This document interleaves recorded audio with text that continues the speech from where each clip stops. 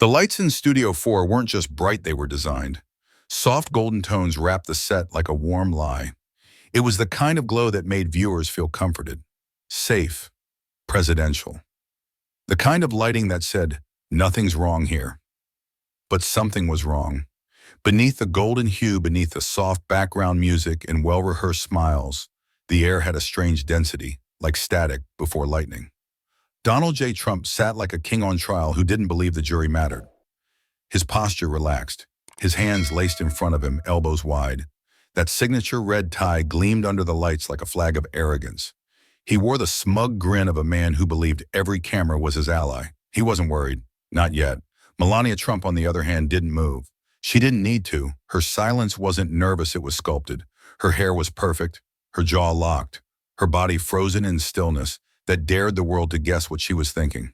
But here's the truth: she wasn't thinking. She was calculating. Her hands rested on her lap, one glove the other bare, an image carefully curated to spark intrigue and mystery. No wedding ring, no fidgeting. Only the quiet, unnerving calm of someone who's lived too long behind glass. The set was familiar. Navy curtains, presidential seal, neutral-toned furniture. It was a throne room disguised as a talk show. Across from them sat Gayle King. Elegant, direct, her posture warm, her eyes razor-sharp.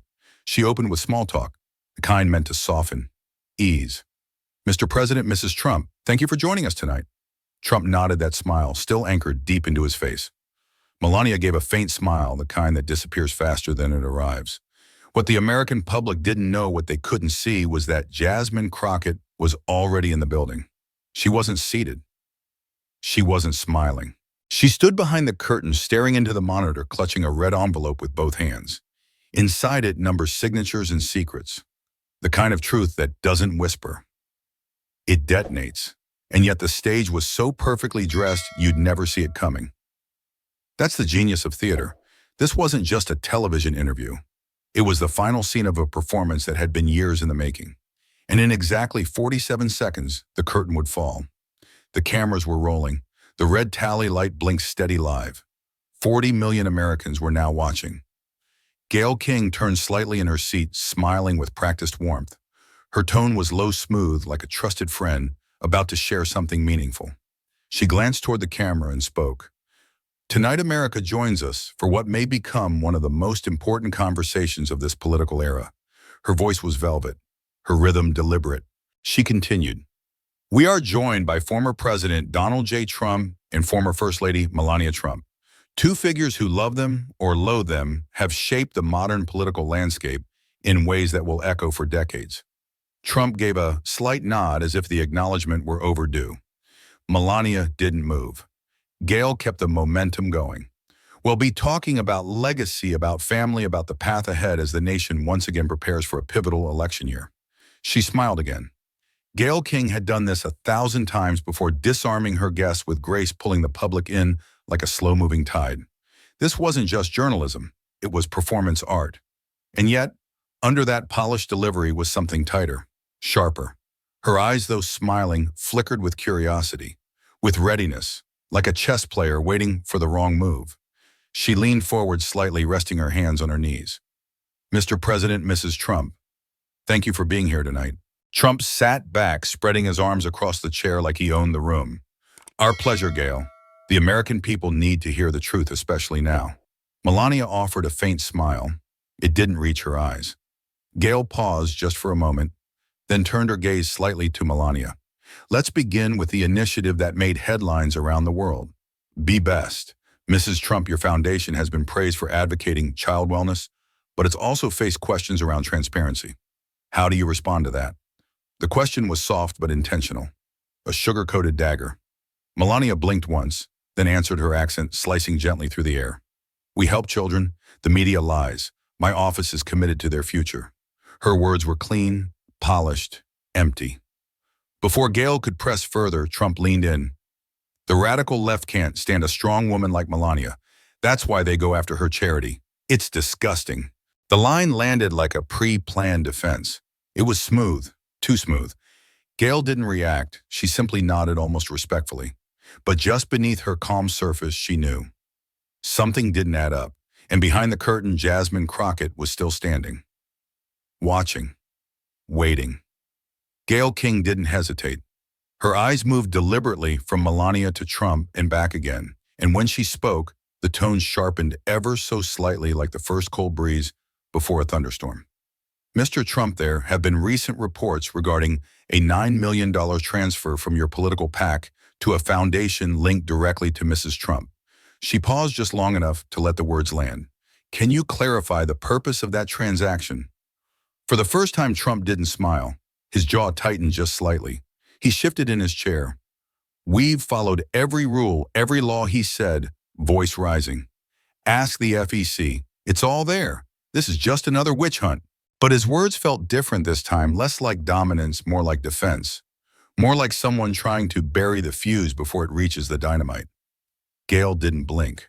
We've reviewed documentation suggesting that this payment was made 3 days after a non-disclosure agreement was signed by a former White House intern. Trump's hand twitched. He opened his mouth, then closed it again. He wasn't used to being this off balance. Melania sat perfectly still. She hadn't moved since the start of the interview, but now her left hand shifted. Just an inch. The one without the glove. The one without the ring. And that was all it took. The camera caught it. A nation watching live saw it. A single tiny flinch. Gayle turned toward her eyes steady. Mrs. Trump, would you like to respond in silence? Not cold, not shocked, just controlled. Melania looked directly at Gayle, then at the camera, then lowered her eyes. She said nothing, not one word. It wasn't just awkward. It was ominous. And behind the curtain, Jasmine Crockett's grip on the red envelope tightened, and then the screen split. Just as Gayle King opened her mouth to ask a follow-up, just as Trump leaned forward ready to interrupt again, the broadcast director made a decision that would define a decade. The left half of the screen remained on the Trumps, but the right it went red, crimson, and then Jasmine Crockett appeared. She didn't walk in, she didn't wait for an introduction. She appeared on screen standing tall, still, navy blazer sharp as a blade, crimson blouse beneath it, hair pulled back, eyes locked forward, unyielding, unafraid. In her right hand, a red envelope, heavy, thick at the seams, stamped confidential house oversight. She didn't smile. She didn't blink. She didn't say thank you. She just spoke. Actually, Gayle, her voice rang out low, cold and final. I have the documents he's pretending not to know exist. Trump flinched. Melania's chin dipped half an inch. Jasmine stepped closer to the lens, lifting the envelope like a verdict. You wanted transparency, she said. Let's begin. Her voice wasn't angry. It wasn't loud. It was surgical, like the clean strike of a judge's gavel in a courtroom gone dead silent. Back in the studio, everything froze. No one moved. No one breathed. Even the crew behind the cameras didn't dare shift. It was no longer an interview. It was a confrontation, a reckoning. A woman with nothing rehearsed and everything prepared had entered the room without ever opening the door. And on the other side of that envelope was the truth they thought would never come to light. Jasmine Crockett didn't blink. Her heels clicked once against the studio floor as she stepped forward, the red envelope, now held like a verdict, high firm final. She looked directly into the camera. Not at Trump, not at Melania, not even at Gayle. Straight into us. Into every American living room. Into every living soul watching. And then she opened her mouth. 9 million, 7 women, 1 signature, 3 numbers. That was it. Not a speech, not a headline, just a sentence, just data served cold and clinical. And yet it landed like an earthquake. Trump leaned forward, jaw tight. His right hand gripped the armrest knuckles, whitening. The muscles in his face tensed like a man watching his past come back with receipts. Melania blinked. 1. And for her that was everything, because she hadn't blinked in 12 minutes. A full nation watched. 40 million screens now, frozen people, gripping remote controls, jaws half open, eyes wide. No one dared speak. No one dared move. Behind Jasmine, the screen flickered, ready for evidence. Beside her, the red envelope rustled faintly in her hand, and in that moment, right there, the balance of power shifted. Not with shouting, not with drama, but with math and memory. And one woman who refused to be quiet. The screen behind Jasmine flickered, then stabilized. One photo, then another. Then a cascade of faces, side by side, 7 women. Different ages, different backgrounds. But every one of them had the same look behind the eyes, the look of someone who had once believed silence was safety. Their names appeared below each photo, one by one. their professions, the year they met him, the year the money came, and the amount, 120,000, 400,000, 750,000, all signed off by the same hand. Jasmine didn't speak. She let the images speak for themselves. Then the second screen lit up.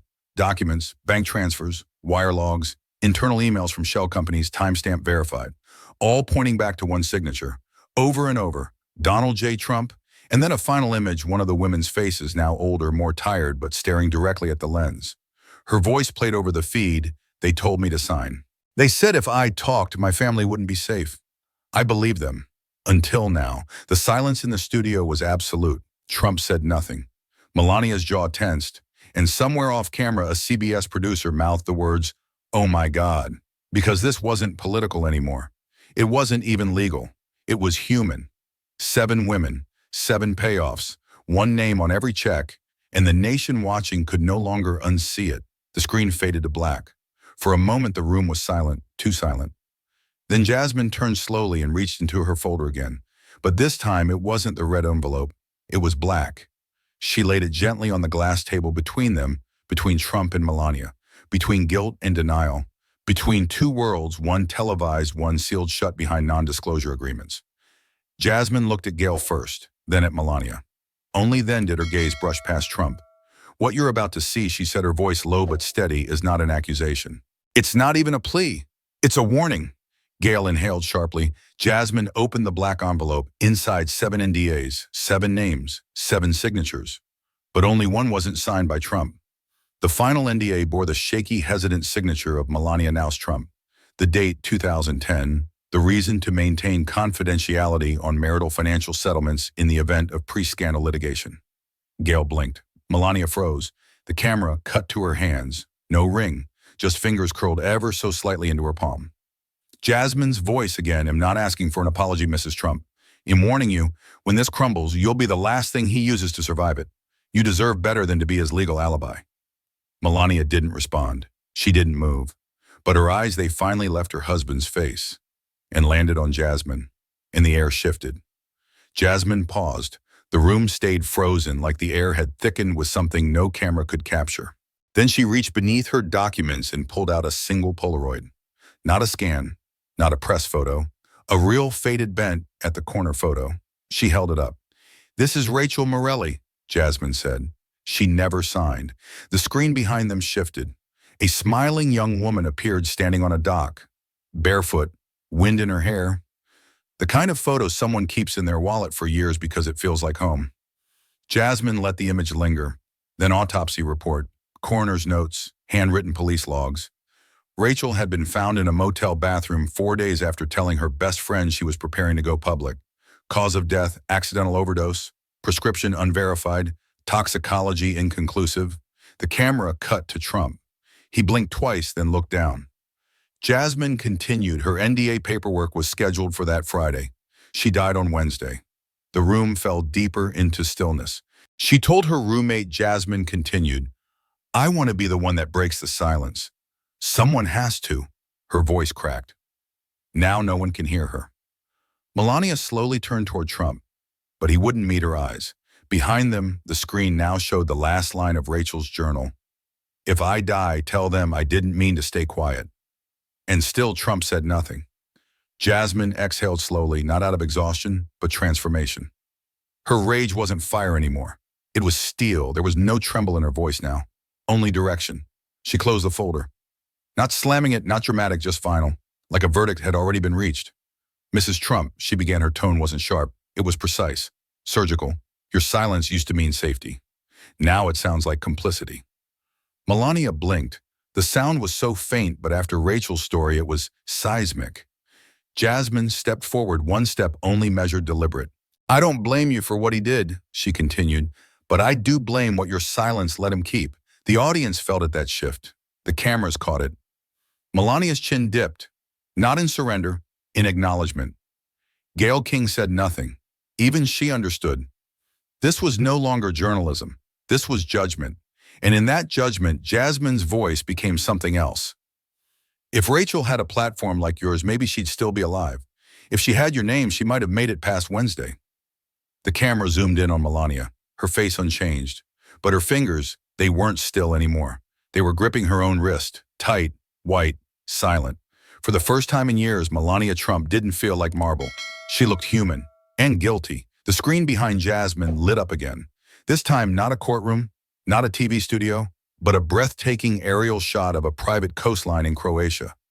Sunlight sparkled across endless turquoise water. Rows of terracotta roofs curved around a massive villa compound nestled between cypress trees and cliffs. A gentle title slid across the screen. Sanadora Institute Integrative Therapy for High-Profile Trauma Victims. Sounds healing, right? Jasmine leaned in. They called it a retreat. They even gave it a name, the Sanadora Method. But I call it what it was. A $12,000 a night cage. The screen changed again. This time, security footage. Women in white linen walking gravel paths, but always followed by two suited men. A gate with fingerprint scanners. Medical staff with badges, but no listed license.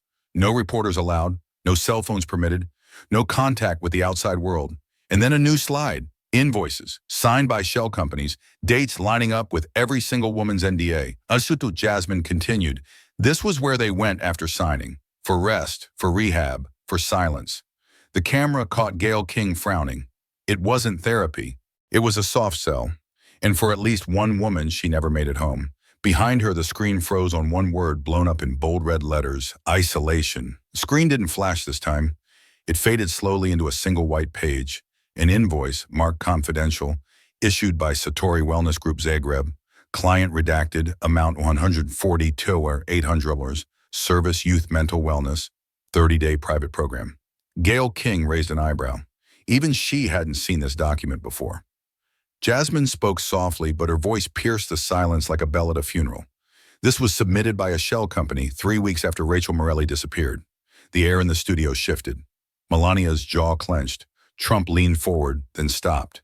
Jasmine continued youth mental wellness, she repeated, is what they called it.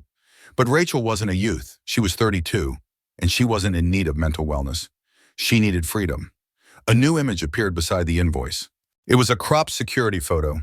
Rachel barefoot standing by a stone wall in Croatia, a hospital band on her wrist, a guard's shadow over her shoulder, and beneath it a timestamp. 2 days after she signed the NDA, 4 days before she vanished. Gail King suddenly raised her hand. She turned toward the control room. Pause the feed, she said sharply. Cut the broadcast for 5. The producers went silent. The room dimmed. Melania whispered just once. I told them it was too far. Trump's head snapped toward her. It was the first time he looked unsure. Jasmine didn't blink. What did you tell them, Mrs. Trump? What exactly was too far? Melania didn't answer. But the tears in her eyes weren't rage. They were shame. The screen lit up again this time, not with a document, but with a letter. Handwritten, black ink on cream stationery. Dated 36 hours before Rachel Morelli's disappearance. Gail King leaned in. So did Melania. The letter opened with a line that chilled the room. They said no one would ever believe me, so I stopped screaming. But I never stopped writing. Jasmine held the paper up, but didn't read the entire letter aloud. Instead, she zoomed in on one paragraph. A list. Just letters. Initials. At first, they looked random. JMSKALVBMCKRCR. But then Jasmine clicked to the next slide, and one by one, the initials transformed into names. JM Jessica Martinez, SKKG, Serena Kim AL, Angela Lerman, VB Vanessa Blake, MC Monica Kane KR, Karen Reddick, CR Cynthia Reyes. All of them recipients of NDAs tied to Trump-linked entities. All 7 names Jasmine had mentioned in Chapter 1.5. Melania inhaled sharply. Trump's fingers drummed, then stopped. Dead quiet. She didn't write these for drama, Jasmine said. She wrote them because she knew someone else would need to finish the story. Then came the final blow. Jasmine turned the letter over, revealing the back. In Rachel's handwriting, if anything happens to me, ask the woman in the gold dress. She was there. All eyes turned. Melania's eyes widened. She had worn gold the day Rachel signed. It wasn't just a party, it was a transaction. And she had witnessed it. The screen darkened. Then a new set of documents appeared. Neatly scanned, confidential header, title, Satori Concierge Logbook Week. Jasmine didn't say anything at first. She simply walked to the screen, tapped once, and the image zoomed in on a familiar sentence. Client requests no photos, no press, full privacy, arrival via private tarmac only, beneath it a block for signature. And there it was, M. Trump, written in sharp, deliberate cursive. The silence cracked. A low gasp from the control booth. Gayle King blinked, twice. Jasmine turned to Melania. "You personally booked a 30-day stay under these terms," she said. "For a guest who arrived but never left." The image shifted again now, showing the bottom of the form. Guest RM escort, redacted room. Villa 3. East Wing. Melania's eyes darted to the exit, not in panic and calculation. Trump clenched his jaw, but didn't interrupt. Then, like a slow-burning fuse, the studio camera panned in. Closer, tighter. On Melania's face, not fury, not disbelief, but fear. Raw, human, exposed. She was no longer the poised First Lady. She was a woman who had thought that cameras would never catch this part of the story. Jasmine didn't raise her voice. "Did you think no one would ever trace the handwriting? Did you think those files would stay buried?" Melania's lips parted as if to speak, but no sound came. And in that moment, millions saw it. Her mask didn't crack, it dissolved. As Melania stood to leave the set, her heels clicking sharply across the floor, Jasmine didn't raise her voice. She didn't need to, because what she had next was footage. "If truth is a weapon," Jasmine said calmly, "then this one comes straight from the highest office in the land." The screen came alive. A black and white security feed, labeled W. Anscombe 1422, restricted archive footage, dated September 19th, 2022, 14 a.m., a quiet hallway in the West Wing, a single lamp flickering, and then two figures enter frame. One Rachel Morelli, the other Melania Trump. Not staff, not Secret Service. Melania, wearing the same gold dress mentioned in Rachel's last letter. The footage had no audio, but it didn't need any. Rachel was pointing at something on the wall. She seemed agitated. Melania placed a hand on her shoulder, then whispered something too close for comfort. Rachel stepped back. Melania took out a folded envelope. Red. She extended it. Rachel looked down, then shook her head. She refused. And just before the camera cut out, Melania looked not angry, but afraid. Afraid of what Rachel might do next. Back in the studio, the feed ended. Jasmine paused. "This footage was never meant to leave the internal archive," she said. "But there are still people inside who believe in truth." Trump leaned forward, his hands white-knuckled. Gayle King looked stunned. The live chat on the network feed exploded with, "Is this real? Why isn't this on CNN?" She gave her the envelope. Jasmine didn't smile. She didn't blink. They thought the cameras weren't watching that night. They were wrong. Jasmine didn't flinch. She didn't smirk. She simply said, "You don't have to take my word for it." A brief static buzz. Then a woman's voice filled the room. Not shaky, not uncertain, cold, precise, elegant. "Melania. He doesn't suspect." "Of course not." I smile, I stand there, I play the part. "Until he dies. Then I decide what happens to the story." Gasps erupted from the live audience. Even the cameraman momentarily froze. The audio had no edits, no music, just the eerie clarity of Melania Trump speaking from behind closed doors.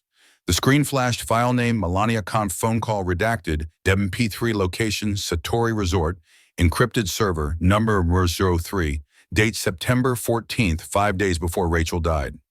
Jasmine glanced up from her folder. "This was recorded during a secure call made from Villa 3, she said. That villa was never registered under Melania's name, but the voice authentication unmistakable. The studio fell completely silent. Gayle King broke it. "Did you say until he dies?" Jasmine nodded slowly. She wasn't talking about Rachel.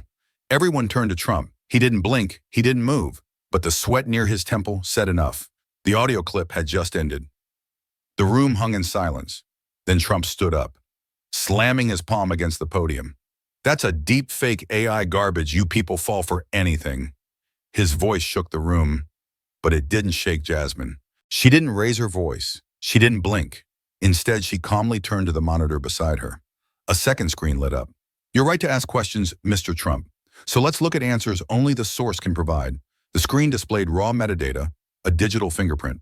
File name Melania Conf phone call redacted, MP3 timestamp 2022, Euro 9, 1422, 43, 17Z, device ID, Satori 3, SATCOM node, B encrypted auth token level 6 presidential spouse override, and then voice match 98.74% of confirmed White House Melania recordings.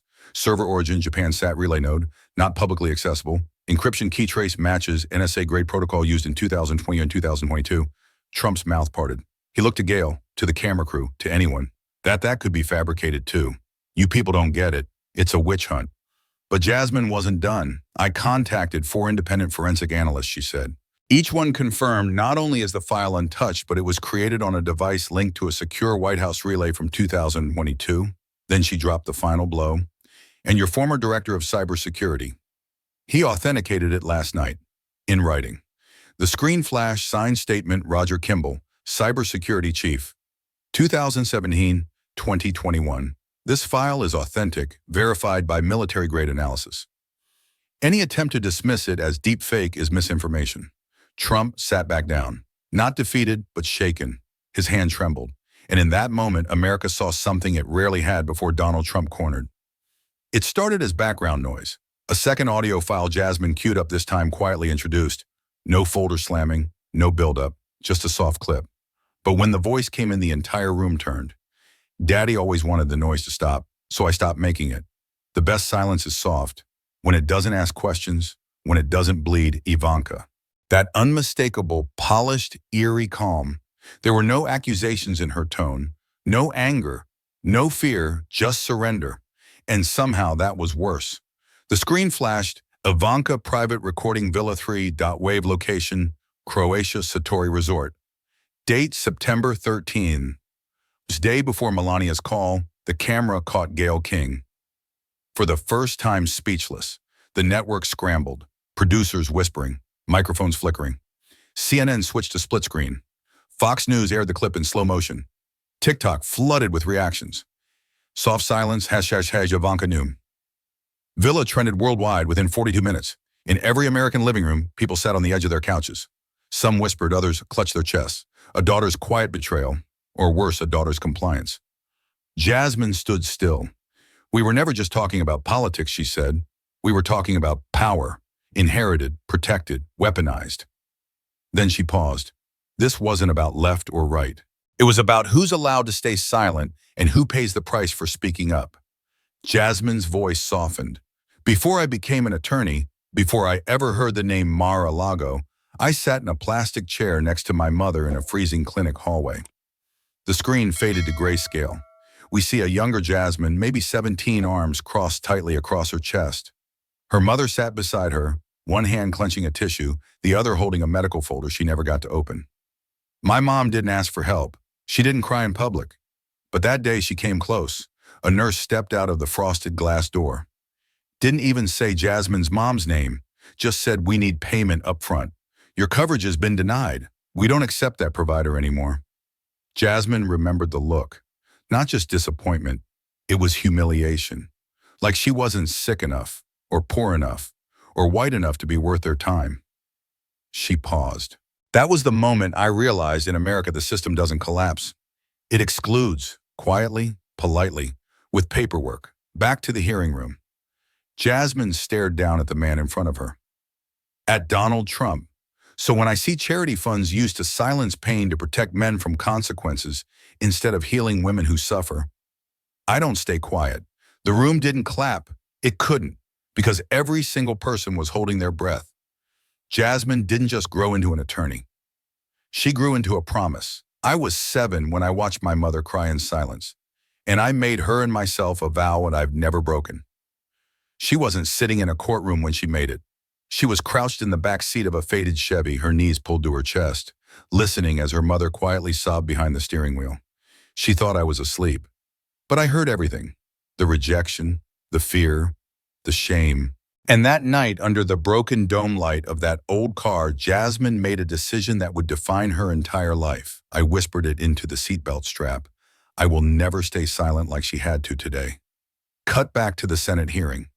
Jasmine stood taller. She pulled up a screen. The money Trump promised would rebuild communities. It rebuilt his problems. She tapped. Names appeared. Each one linked to a payout. Each one buried in a spreadsheet labeled Federal Relief Fund, Hurricane Recovery. Except there were no hurricanes, only names, only women. And Jasmine's voice didn't shake. My silence ended at 7. Today, yours ends too. Gasps. A chair creaked. Someone dropped a pen. And Melania finally looked away. The hearing room was still, but Jasmine's voice carried not louder, just heavier. Some of you think this is about scandal, about headlines, about political points. But it's not. She held up a photo, a faded one. Her mother in a paper gown sitting on a clinic bed, looking away from the camera. This is why I'm here. Jasmine's journey wasn't driven by ambition. It was driven by injustice recycled. Because while billionaires hide behind trust funds and NDAs, single mothers hide behind fake smiles and overdue bills. She turned to the committee, her tone calm, her message unignorable. You think power protects you, but power's not armor. Not anymore. Not when truth walks in with receipts, and she had them. Wire transfers, fake business filings, properties bought in names like B Holdings Trust and Renew Family LLC. Every path led back to the same pool of federal money. The money meant to rebuild was used to erase. She paused, looked around. Even the Republican senators didn't meet her gaze. And I don't speak today as a Democrat or a woman. I speak as a daughter of someone the system erased. And I made the decision a long time ago that I would never erase anyone else. It wasn't just testimony anymore. It was a reckoning, and everyone in the room felt it. Just as the committee took a recess, a plain manila envelope was quietly slid onto Jasmine's table. No postage, no name, only a single line in black ink, to the woman who reminded me I'm not crazy. Jasmine looked around. No one noticed. No one claimed it. She opened it slowly, not knowing it would be the one thing that would undo her composure that day. Inside was a letter, handwritten, a little shaky, a little angry, but real. I watched your testimony from my living room floor. Next to a pile of bills I couldn't pay. Next to a bottle I didn't want to pick up again. You didn't sound like a politician. You sounded like me, but louder and braver. When you said your mother had to cry in silence, I thought of my sister. When you pulled up those names, I thought of my name. That NDA I signed, it's in my drawer. I still have it. You didn't just speak, you freed me. Jasmine folded the letter slowly. Her hands were shaking not with fear, but something heavier. Responsibility. She looked up. The room hadn't changed, but she had. Now she wasn't just speaking for her mother. She was speaking for all the women watching from floors, shelters, clinics, and living rooms who had finally seen someone say, "This pain matters. This silence ends now."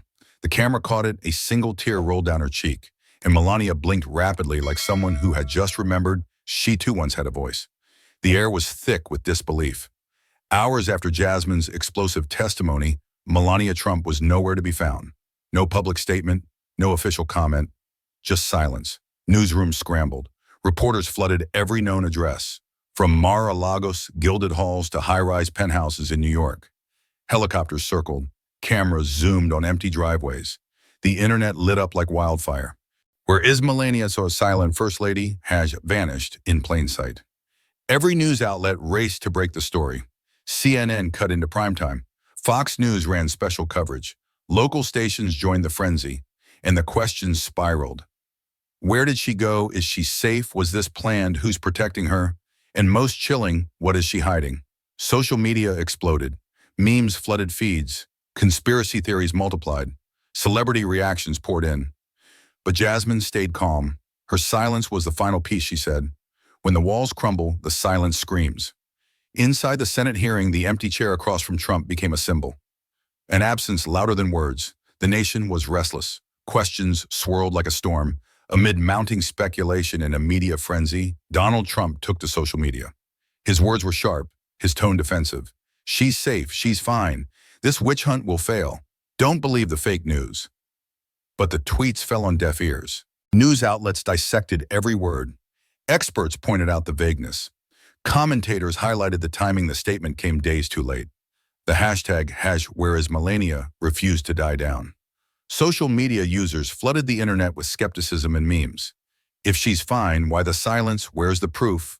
Why now after the accusations? Even some former allies expressed doubt. In living rooms, workplaces, and online forums, the statement became a symbol not of reassurance, but of evasion. Trump's anger simmered, but the damage was done. The American public wanted truth, not empty words. The halls of Congress buzzed with unprecedented energy. After weeks of silence and growing public outrage, Jasmine Crockett took a decisive step. She filed an official subpoena directed at the former First Lady herself. The document was clear, precise, and unyielding.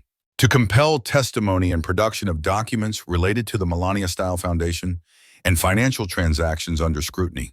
The news broke like lightning. Reporters swarmed Capitol Hill. Phones rang non-stop. Lawyers pored over the subpoena's language.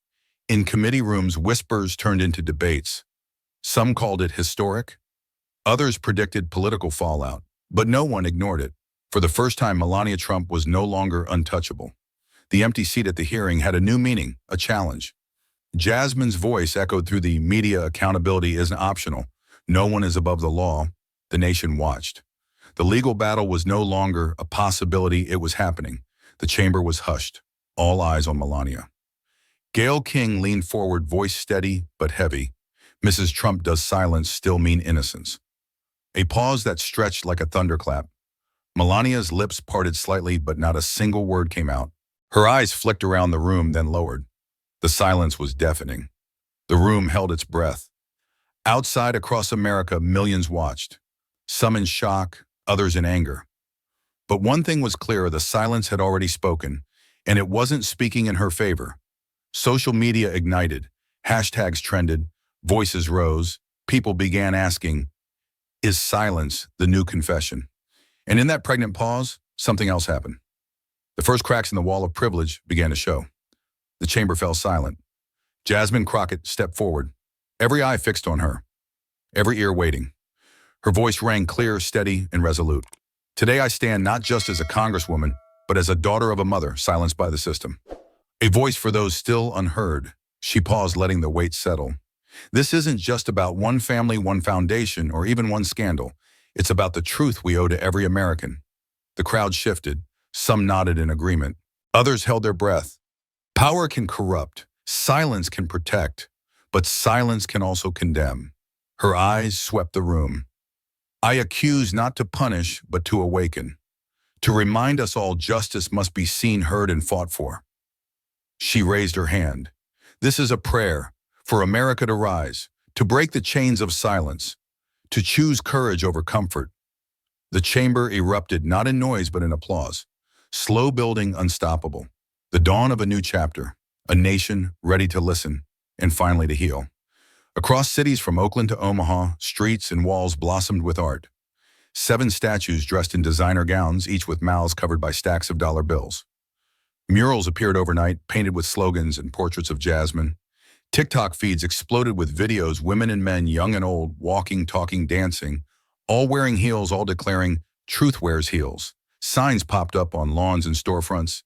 Silence is not a virtue. Courage speaks louder than power. No more whispers. The phrase spread like wildfire. It was more than a hashtag. It was a rallying cry. People who once felt powerless found a voice. A shared symbol of hope, strength, and justice. Jasmine watched quietly, knowing this was bigger than herself. The documents surfaced unexpectedly. An official invoice from the Melania-style foundation. The figures spoke louder than words. $0 allocated to child wellness programs. $78,000 spent on an ice sculpture, a chilling likeness of Melania's face. The room fell into stunned silence. $43,000 on imported orchids from Zurich. $300,000 on stylist, makeup artists, and personal branding. Hundreds of thousands more on luxury events in Milan, Monaco, Palm Beach.